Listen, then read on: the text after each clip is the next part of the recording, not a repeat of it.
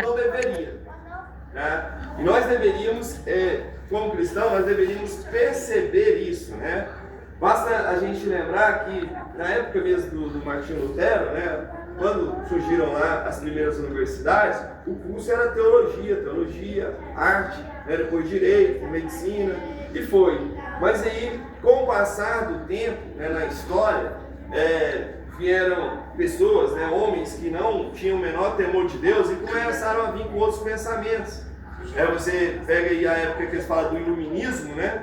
Aí eles falam, não, agora é que a luz, né? A luz da razão, porque não existe nada além do homem, né? Não existe Deus. Então o homem é que é o centro de todas as coisas.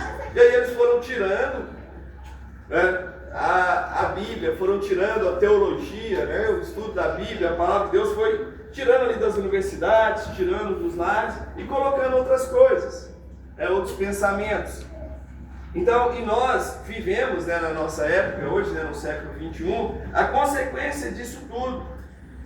E isso nos levou, né, ao que muitos chamam de humanismo, né? O humanismo é que o homem, o ser humano, né, eles colocam como centro de todas as coisas. Então eles falam, não há Deus.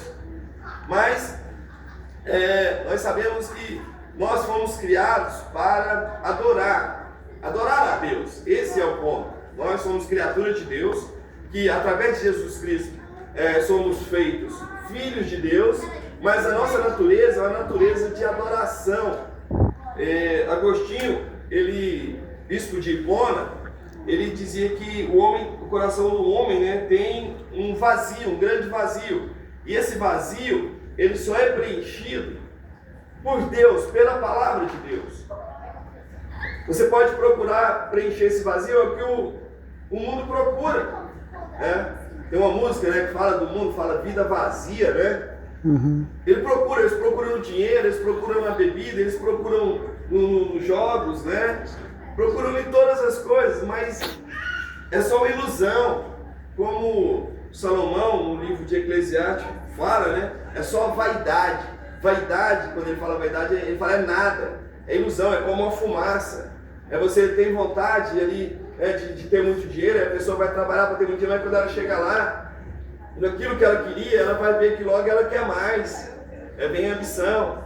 E ela vai acabar percebendo, né, se Deus abrir os olhos dela, né, que aquilo ali, na verdade, ela está adorando aquela riqueza. É por isso que na Bíblia fala, não se pode servir a dois senhores, ou se serve a Deus ou se serve a Mamon. É o nome de um espírito por trás do dinheiro. Então nós devemos entender isso, que nosso coração ele só é preenchido quando a gente busca em Deus, para saciar esse vazio. E aqui no Salmo 91, o salmista começa falando, né, fala assim, aquele que habita no esconderijo do Altíssimo, né, a sombra do Onipotente descansará. O esconderijo do Altíssimo, né? Habitar é morar, né? Por isso fala habitação, né? Habitar não é ir temporariamente.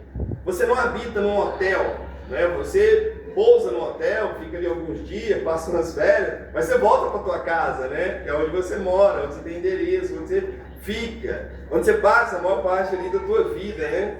Então, o habitar no esconderijo do Altíssimo é aquele que realmente ele tem ali uma aliança com Deus Todo-Poderoso. E nessa noite eu gostaria, né, que nós refletíssemos sobre isso, né? E a primeira questão é essa, né? Como é que a gente tem uma aliança com Deus Todo-Poderoso? A própria Bíblia, né, nos mostra. Jesus disse, eu sou o caminho, a verdade e a vida, ninguém vem ao Pai se não for por mim. Então é através de Jesus Cristo. Em João, no capítulo 1, fala, veio para o que eram seus, mas os seus não o receberam. Mas a todos aqueles que nele creram, deu-lhes o poder de serem feitos filhos de Deus. Olha só que maravilha. Através de Jesus Cristo, nós recebemos o poder de sermos filhos de Deus. E não há outro caminho. Não há. Aí outra questão, né, que nós temos hoje no nosso tempo, é a questão que eles falam do ecumenismo. Hoje, se você for estudar, né, sobre essas questões, aqui mesmo no estado de Goiás, na PUC, né, tem um curso de doutorado, né, em ciências das religiões. Nós já começa assim, né, ciências das religiões, A PUC é uma universidade católica, né? Pontifícia Universidade Católica. Então, assim, no mínimo, tinha que estudar mais o catolicismo, né? Mas não, se você for pesquisar as pessoas que estudam lá, o que eles escrevem, os professores, aí você vai ver que os livros que os professores de lá escrevem é sempre nesse de não, há várias religiões. Como que a gente pode fazer para estar todo mundo junto? Porque budismo, cristianismo, islamismo.